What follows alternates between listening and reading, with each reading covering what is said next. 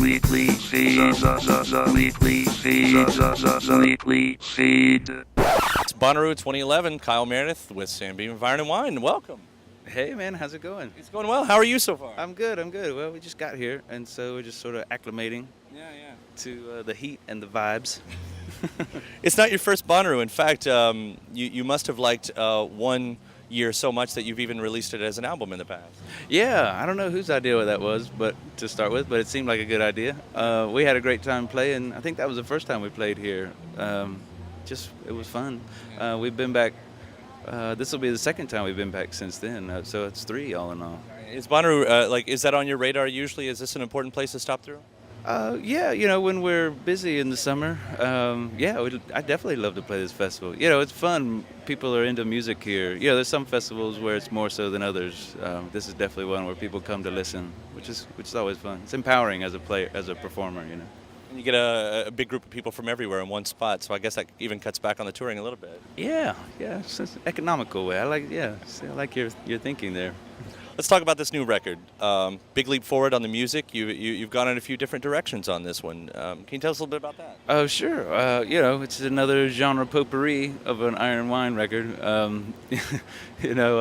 feel like, with each record I try to do something new, push yourself in some direction that you haven't gone before, just to keep yourself engaged and hopefully the audience.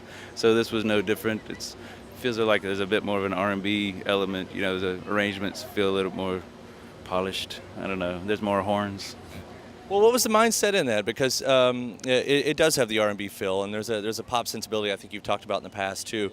When you went into this, did you have an idea? Were you listening to certain things that you wanted to emulate? Or? Nothing different than what I normally listen to. I like all kinds of different music and always have. So it's fun to be able to include some of those things in my music now. But no, I don't really go into it with a preconceived idea. That would mean I would have to have some kind of forethought and initiative, and I don't really have either of those. So I just sort of take it as it comes. Keep your ear open and see what's going on, and listen for things that you could try. I mean, at this point you kind of know, and I play with some similar. The producer's the same person. There's several people that have been with me the whole time, so we kind of know when we're treading too familiar territory, and we like to push each other. So it's fun. There's one outstanding moment on the record, and I think it's the last track with your fake name. Oh, yeah, thanks. A massive jam at the end of that. That had to be fun in a studio. It was definitely fun, yeah. It was one of those things where it just happened, and luckily the tape was rolling. I mean, I know a lot of people will even, when you're in the studio, live it's a different thing to do a big jam out like that, but when you're in the studio you usually pull back, but you decided, that stays on the record. Yeah, well, I mean, it kind of went with the idea of the tune. We definitely pushed it in that direction.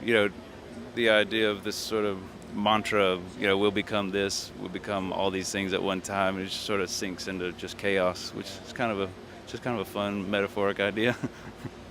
You, in some previous interviews, you had mentioned 70s pop. Yeah. Did you grow up on a good diet of 70s pop, and if so, which ones? Of course.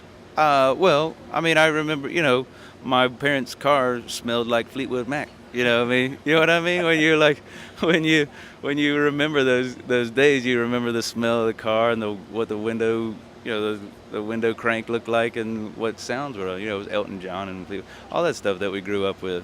There are lots of favorites.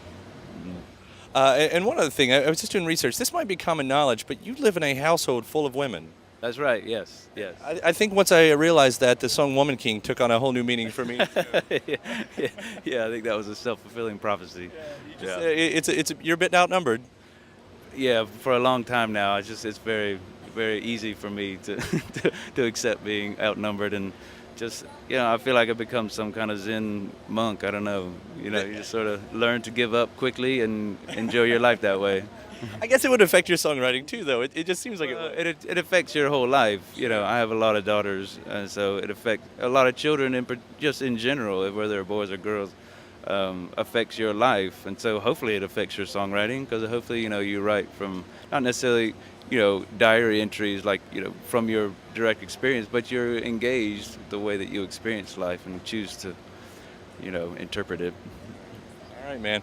Well, it was certainly a pleasure talking to you. It's great to have you back here at Bonnaroo. Look forward to the set, all right? Likewise. Thank you. All right, Thank you so much. Thanks.